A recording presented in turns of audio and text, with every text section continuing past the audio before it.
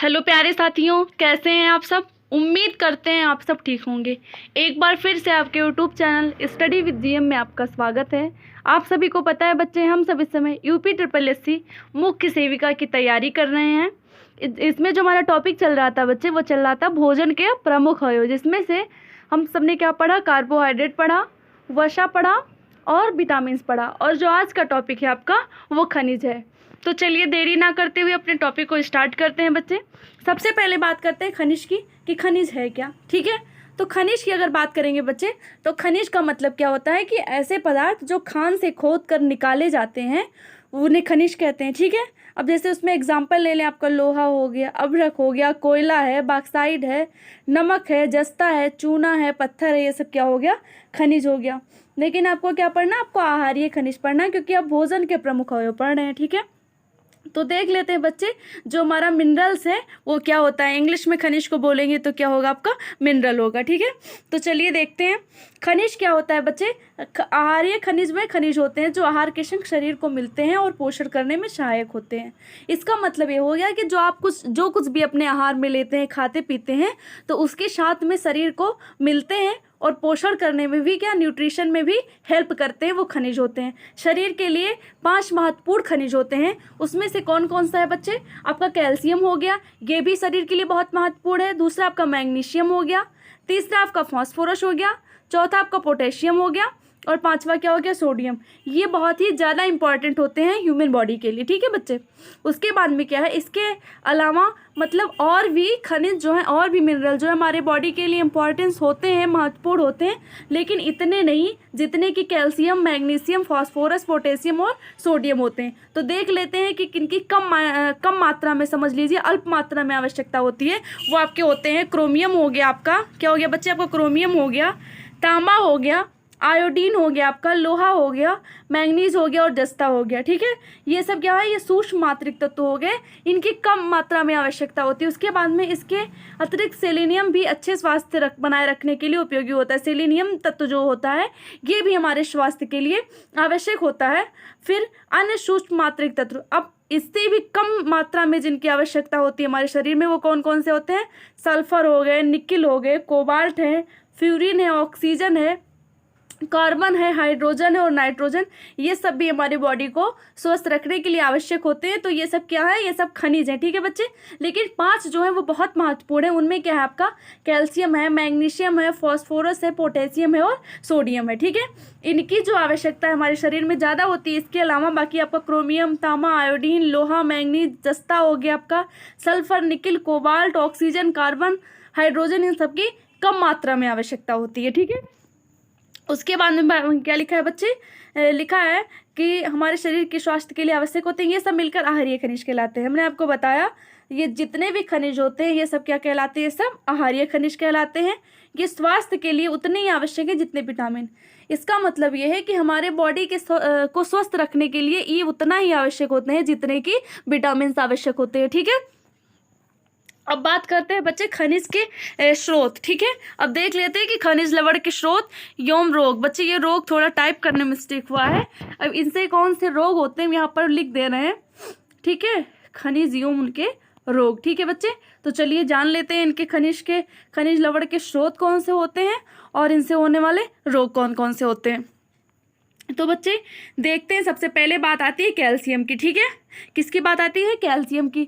तो कैल्शियम के अगर हम स्रोत की बात करेंगे बच्चे, तो कैल्शियम का स्रोत क्या होता है, दूध होता है। ठीक है, कैल्शियम का स्रोत आपका दूध होता है, पनीर होता है, हरी सब्जियां होती हैं, फलियां एवं अनाज, ये सब किसके स्रोत हैं, कैल्शियम के हैं। अब देख लेते हैं कि इससे प्रभाव क्या होते हैं, इससे बीमारी क्या होती है। अगर बॉडी में कैल्शियम की कमी हो गई, तो ये हमारा क्या है, एक प्रकार का मिनरल है। अगर कैल्शियम की कमी होती है बच्चे, तो इससे कौन से रोग होते हैं। ठीक है, तो इससे क्या है, दांत व हड्डियां दुर्बल। इसका मतलब ये है कि जो हमारे टीथ और बोन्स होते हैं वो वीक हो जाते हैं। ठीक है, अगर कैल्शियम की कमी हो गई तो। उसके बाद में तथा टिटेनी को टिटनेस भी बोलते हैं। ठीक है, तो कैल्शियम की कमी से क्या होता है, टिटनेस भी होता है। और अगर बात करें कि टिटनेस के बैक्टीरिया का क्या नाम होता है बच्चे, तो क्लास्ट्रीडियम टिटेनी होता है। ये एक टाइप का बैसिलस बैक्टीरिया होता है। ठीक है, तो टिटेनी, और अगर हम बात करें कि टिटेनी से कौन सा अंग प्रभावित होता है हमारा, तो इससे क्या होता है कि जो स्केलेटल मसल्स होता है, कंकाल पेशी को नियंत्रित करने वाली जो नर्व सेल मान लीजिए आप, या तंत्रिका कोशिकाएं होती हैं, वो प्रभावित हो जाती है। ठीक है, ये सारे डिजीज जो हैं बच्चे, ये सर ने पढ़ाया है। अगर जो बच्चे नए हैं, जो सर का क्लास नहीं लिए हैं, मेरा अदर यूट्यूब चैनल है, उस पर सर ने डिजीज़ बहुत ही बेहतरीन तरीके से पढ़ाया है, आप लोग देख लीजिए, तो वो आपके लिए बहुत ही इंपॉर्टेंट होगा। अगर जितने भी क्वेश्चन बनते हैं डिजीज़ से, तो सर की क्लास से बनेंगे, उससे बाहर कुछ नहीं बनने वाला, क्योंकि उन्होंने डिटेल में बहुत ही अच्छे से पढ़ाया है। उसके बाद में क्या है बच्चे, शरीर वृद्धि कुंठित। इसका मतलब क्या हो गया कि जो हमारे बॉडी की ग्रोथ होती है वो भी रुक जाती है, किससे, कैल्शियम की कमी से। ठीक है, तथा टिटेनी तो हमने आपको समझा दिया, आपका टिटनेस हो गया। ठीक है, उसके बाद में देखते हैं बच्चे अगला क्या है। तो अगला जो है खनिज, वो क्या है आपका, फास्फोरस। अब फास्फोरस के स्रोत की बात करेंगे, तो फास्फोरस के स्रोत कौन कौन से, दूध है, यो मांस, अनाज। क्या क्या है बच्चे इसके स्रोत, दूध है, मांस है और अनाज है। अब अगर बात करेंगे कि फास्फोरस की कमी से कौन सा रोग होता है, तो फास्फोरस की कमी से क्या होता है बच्चे, दांत व हड्डियां दुर्बल। ठीक है, क्या होता है, वही बात है, इससे भी फास्फोरस से जो कैल्शियम में प्रॉब्लम थी, मतलब कैल्शियम की कमी से जो समस्या हो रही थी, वही फास्फोरस की कमी से हो रही है। दांत और हड्डियां क्या है, वो कमजोर हो जा रहे हैं। ठीक है, उसके बाद में शरीर की वृद्धि, जो बॉडी ग्रोथ है वो भी रुक जाती है, एवं कार्य की कुंठित, और जो हमारे शरीर का फंक्शन है, जो शरीर की क्रियाएं हैं, वो भी रुक जाती हैं। ठीक है, मतलब सही से हमारा शरीर कार्य नहीं करता है जब फास्फोरस की कमी होती है। अगला क्या दिया हुआ है बच्चे, अगला आपका सल्फर है। ठीक है, हिंदी में क्या बोलते हैं, इसे गंधक बोलते हैं। ये भी क्या है, एक खनिज है। ठीक है, मिनरल है आपका। तो इसमें क्या है, इसका स्रोत अगर जो है वो अंडा है, मांस है, पनीर है, मछली है। ठीक है, ये किसका, ये सल्फर का स्रोत है। इससे क्या होता है कि प्रोटीन की कमी हो जाती है। अगर सल्फर की कमी हो गई तो क्या हो जाती है, प्रोटीन की कमी हो जाती है, तथा प्रोटीन उपापचय की गड़बड़ी हो जाती है। क्या हो जाती है बच्चे, प्रोटीन उपापचय की भी गड़बड़ी हो जाती है। अब आप समझ लें उपापचय क्या होता है। आप सभी लोग जानते ही होंगे बच्चे, लेकिन मैं एक बार बताना चाहूँगी उपापचय क्रियाएं क्या होती है। सजीव के शरीर में होने वाली जो सभी जैव रासायनिक क्रियाएं होती हैं, वही क्रियाएं क्या होती हैं, उपापचय क्रियाएं होती हैं। ठीक है बच्चे, और ये जो उपापचय क्रियाएं होती हैं, ये बॉडी के ग्रोथ के लिए, उसके फिर डेवलपमेंट के लिए, मतलब कि शरीर के वृद्धि, विकास, प्रजनन और अनुकूलन के लिए ये अत्यंत ही आवश्यक होती हैं, जो उपापचय क्रियाएं होती हैं। ठीक है, और आपका एक स्रोत और है बच्चे सल्फर का, वो है सेम। ठीक है, अगला देखते हैं क्या दिया हुआ है। अगला जो दिया हुआ है बच्चे आपका पोटेशियम है। ठीक है, अगला खनिज जो आपका पोटेशियम है। अगर बात करेंगे पोटेशियम के स्रोत कौन कौन से हैं, तो पोटेशियम के स्रोत हैं बच्चे, मांस हो गए आपके, दूध हो गए, अनाज है आपका, फल है और सब्जियां हैं। ये सब किसके स्रोत हैं, आपके पोटेशियम के स्रोत हैं। ठीक है, अब पोटेशियम की कमी से कौन से रोग होते हैं, तो इससे क्या होता है, निम्न रक्तचाप होता है। ठीक है, मतलब आपका लो ब्लड प्रेशर हो जाएगा। उसके बाद में क्या है, पेशियों की दुर्बलता, मसल्स जो होते हैं वो भी वीक हो जाते हैं, तथा अंगघात की आशंका। अंगघात का मतलब बच्चा पैरालिसिस से है। ठीक है, पैरालिसिस होने की भी शंका होती है जब पोटेशियम की कमी होती है। ठीक है, उसके बाद में क्या है बच्चे आपका क्लोरीन है। ठीक है, अब क्लोरीन में क्या है कि खाने वाला नमक, इसका स्रोत क्या है, जो आप नमक खाते हैं वही आपका खाने वाला नमक जो है वो क्लोरीन का स्रोत है। इससे अगर क्लोरीन की कमी होती है बॉडी में, तो उससे क्या होता है कि भूख की कमी तथा पेशियों की ऐंठन, उससे क्या होता है कि भूख कम लगती है आपको, आपके मसल्स में ऐंठन होने लगता है। ठीक है, अगर क्लोरीन की कमी हुई तो ये समस्या होती है। उसके बाद में अगला दिया हुआ है बच्चे सोडियम। ठीक है, सोडियम, अब हम अगर बात करेंगे सोडियम का स्रोत क्या है, तो आपका जो क्लोरीन का स्रोत था वही सेम स्रोत आपका ये इसका भी है, सोडियम का मतलब खाने वाला नमक। ठीक है, खाने वाला नमक जो है वो सोडियम का स्रोत है। और अगर सोडियम की कमी होती है तो उससे क्या होता है, निम्न रक्तचाप होता है, भूख की कमी होती है तथा पेशियों की ऐंठन, वही सेम प्रॉब्लम है। ठीक है, क्या होगा आपका, लो ब्लड प्रेशर हो जाएगा अगर सोडियम की कमी हुई तो, भूख की कमी मतलब भूख कम लगेगा। उसके बाद में क्या होगा, मसल्स में ऐंठन होने लगेगा। ठीक है, उसके बाद में बच्चा अगला दिया हुआ है मैग्नीशियम। ठीक है, क्या दिया हुआ है, अगला मैग्नीशियम दिया हुआ है। ठीक है, तो अगर हम मैग्नीशियम की बात करेंगे तो जो मैग्नीशियम का स्रोत होता है वो क्या होता है, तो मैग्नीशियम का जो स्रोत है बच्चा वो है अनाज है एवं हरी सब्जियां। ठीक है, क्या है, अनाज है एवं हरी सब्जियां है। और अगर हम बात करेंगे कि इससे कौन से रोग होते हैं बच्चे, तो इससे क्या होते हैं कि अभिक्रियाओं की अनियमितताओं से विभिन्न तंत्रों की कमी, मुख्यतः तंत्रिका तंत्र की कार्य की प्रभावित होती है।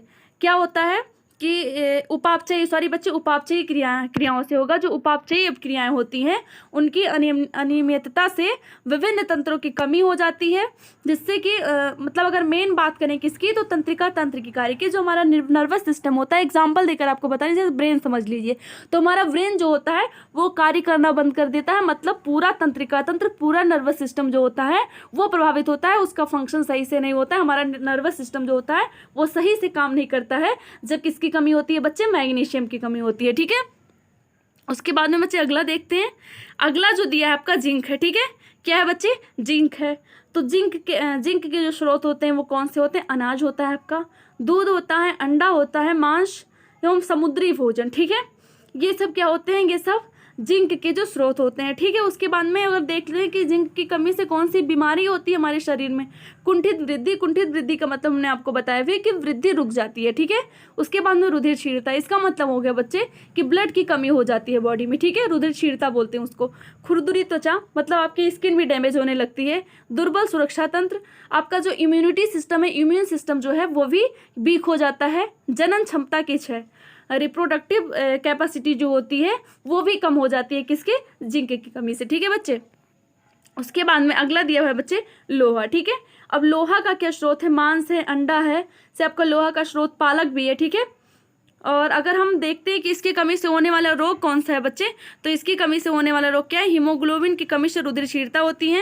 ये देखिए आपका फलियां हैं, अनाज है, हरी सब्जियां हो गई, इसमें पत्तेदार सब्जियां भी हो गई, जैसे आपका पालक वगैरह हो गया, इनसे लोहा मिलता है। और इसकी कमी से क्या होता है, तो रुधिर क्षीणता, ब्लड की कमी हो जाएगी। ठीक है, और शरीर की सुरक्षा तंत्र दुर्बल, इम्यून सिस्टम जो होता है वो भी वीक हो जाता है। ठीक है, ये आपकी आयरन की कमी से, मतलब लोहा की कमी से होता है। ठीक है बच्चे, अगला दिया है बच्चे आयोडीन। ठीक है, अब आयोडीन क्या है कि आयोडीन के अगर स्रोत की बात करेंगे तो दूध है, समुद्री भोजन एवं नमक, ये क्या है, ये आयोडीन के स्रोत हैं। और अगर हम बात करेंगे कि आयोडीन की कमी से रोग कौन सा होता है बच्चे, तो घेंघा होता है तथा जड़ मानवता होता है। ये जो जड़ मानवता है बच्चे ना, ये किस में होता है, तो ये शिशु में होने वाला रोग होता है। ठीक है, किस में होने वाला रोग होता है बच्चे, ये शिशु में होने वाला रोग होता है, थायराइड के अल्पस्राव के कारण होता है। और जो इससे ग्रसित शिशु होता है उसके आकार में जो वृद्धि होती है वो रुक जाती है, इसके कारण क्या होता है, वो बौना रह जाता है। ठीक है बच्चे, और आप लोग घेंघा तो जानते होंगे, घेंघा को गलगंड रोग भी बोलते हैं, आयोडीन की कमी से होता है, गले में सूजन आ जाती है। ठीक है, उसके बाद में क्या है बच्चे आपका अगला जो दिया हुआ है तांबा। ठीक है, अब देख लेते हैं तांबा का स्रोत क्या क्या है। तो तांबा का स्रोत क्या है बच्चे, मांस है, मेवा है, फलियां हैं, हरी सब्जियां हैं, ये सब तांबा के स्रोत हैं। और अगर बात करें कि इनसे होने वाले रोग कौन कौन से, मतलब क्या प्रभावित होता है, हमारा बॉडी पार्ट पे क्या प्रभाव पड़ता है अगर तांबा की कमी होती है, तो उससे क्या होता है, रुधिर क्षीणता, ब्लड की कमी हो जाती है, संयोजी ऊतक और रुधिर वाहिनियों की दुर्बलता हो जाती है। संयोजी ऊतक जो होते हैं हमारे कनेक्टिव टिश्यू हो गया, और ब्लड वेसल्स जो होते हैं वो भी वीक हो जाते हैं। ठीक है बच्चे, तांबा की कमी से। उसके बाद में अगला दिया हुआ है बच्चे मैंगनीज। ठीक है, तो मैंगनीज को अगर देखते हैं तो मैंगनीज में क्या है, इसका जो स्रोत है वो मेवा है, मतलब आपके जो ड्राई फ्रूट्स हो गए, अनाज हो गया आपका, हरी सब्जियां, ये सब मैंगनीज के स्रोत हैं। इससे क्या होता है, उपास्थि, अस्थि तथा संयोजी ऊतक की वृद्धि में अनियमितता। ठीक है, और आपका इसका जो स्रोत है बच्चे वो चाय और फल भी है। ठीक है, तो इसकी कमी से अगर हम बात करेंगे कि कौन कौन से रोग होते हैं, तो मैंगनीज की कमी से क्या होता है, बोन्स और जो आपका कनेक्टिव टिश्यू है उसकी वृद्धि भी क्या हो जाती है, अनियमित हो जाती है। और इसके अगर स्रोत की बात करेंगे तो क्या हो गया आपका, मेवा हो गया, अनाज हो गया, हरी सब्जियां हो गई, चाय हो गया और फल हो गया। ठीक है बच्चे, अब देखते हैं बच्चे अगला पॉइंट जो दिया हुआ है वो दिया हुआ है खनिज के कार्य। ठीक है, अब देख लेते हैं कि खनिज के कार्य कौन कौन से होते हैं। ठीक है, तो खनिज क्या करता है बच्चे, इलेक्ट्रोलाइट संतुलन बनाए रखने में भी मदद करता है। इसका मतलब ये हो गया कि इलेक्ट्रोलाइट्स का संतुलन भी बनाए रखता है। इलेक्ट्रोलाइट्स के बारे में थोड़ा सा आप लोग समझ लीजिए, इलेक्ट्रोलाइट्स क्या है, तो ये शरीर को स्वस्थ रखने के लिए महत्वपूर्ण होते हैं जो इलेक्ट्रोलाइट्स होते हैं। ठीक है, और इलेक्ट्रोलाइट्स की मदद से ही बच्चे शरीर के मुख्य अंग अपना काम कर पाते हैं, जैसे आपका सोडियम हो गया, पोटेशियम हो गया, मैग्नीशियम क्लोराइड हो गया, आदि का जो मिश्रण होता है ना, वही आपका इलेक्ट्रोलाइट्स होता है। ठीक है बच्चे, तो ये क्या करता है, खनिज इलेक्ट्रोलाइट संतुलन बनाए रखने में भी हेल्प करता है, मतलब बनाए रखता है। उसके बाद में क्या करता है बच्चे, दांतों और हड्डियों को मजबूत करता है। ये सब खनिज का कार्य है। ठीक है, जैसे कि आप समझ, अगर कैल्शियम की कमी होती है, फास्फोरस की कमी होती है, तो क्या होते हैं, दांत और हड्डी कमजोर हो जाते हैं। तो ये जब इनकी पर्याप्त मात्रा हमारे शरीर में अगर रहेगी तो हमारे दांत और हड्डियां क्या होंगे, मजबूत होंगे। तो खनिज एक फंक्शन क्या हो गया, उसका एक कार्य हो गया कि इलेक्ट्रोलाइट का संतुलन बनाए रखता है, दांत और हड्डियों को मजबूत करता है, ठीक है। उसके बाद में क्या है, ऊर्जा के स्तर को बढ़ाता है, ऊर्जा के स्तर को भी खनिज बढ़ाता है, मांसपेशियों के संकुचन को, मतलब कि संकुचन मतलब सिकुड़न समझ लीजिए, ठीक है। तो जो हमारे मसल्स होते हैं, मांसपेशियां होती हैं, उनके संकुचन को भी क्या करता है, उनमें संकुचन रखता है, ठीक है, सिकुड़न को भी नियंत्रित रखता है। उसके बाद में आप कहोगे तंत्रिका तंत्र और थायराइड कार्यों का भी समर्थन करने के लिए जिम्मेदार होता है, ठीक है। उसके बाद में क्या है बच्चे, भोजन को ऊर्जा में परिवर्तित करता है और सेलुलर क्षति की मरम्मत भी करता है। जो खनिज का कार्य है वो क्या करता है, जो भोजन होता है उसको ऊर्जा में परिवर्तित करता है। सेलुलर क्षति मतलब आपकी कोशिका क्षति हो गई। एक वर्ड में अगर बोल लें आप इसके मतलब इसको कोशिका क्षति को, तो फिर हम क्या बोलेंगे, कोशिका का चोट भी बोल सकते हैं इसको, ठीक है। क्या बोल सकते हैं, कोशिका का चोट। तो इन सब के ये सब जो होते हैं किसके कार्य हैं, सब खनिज के कार्य हैं, ठीक है बच्चे। उसके बाद में बच्चे खनिज की आवश्यकताएं। अब हमारे बॉडी में खनिज की आवश्यकताएं क्यों होती है या फिर क्या आवश्यकता है ये भी जान लेते हैं, ठीक है। तो क्या है कि खनिज जो होता है वो शरीर के तरल पदार्थों के संरचनात्मक संतुलन बनाए रखने में सहायक होता है। वसा कार्बोहाइड्रेट के पाचन में भी सहायता करता है। खनिज क्या करता है बच्चे, जो फैट होता है और कार्बोहाइड्रेट होता है उसके डाइजेशन में भी हेल्प करता है। और बोन्स के विकास के लिए भी फास्फोरस अत्यंत आवश्यक है। जो फास्फोरस मिनरल्स है ये क्या है, ये बोन्स के हड्डियों के विकास के लिए अत्यंत आवश्यक है। तो बस बच्चे आज के लिए इतना ही। अगर आपको हमारा क्लास पसंद आया हो तो वीडियो को लाइक करें। जो बच्चे चैनल पर नए हैं वो चैनल को सब्सक्राइब करें। फिर मिलते हैं अगले वीडियो में, तब तक के लिए बाय बाय, धन्यवाद।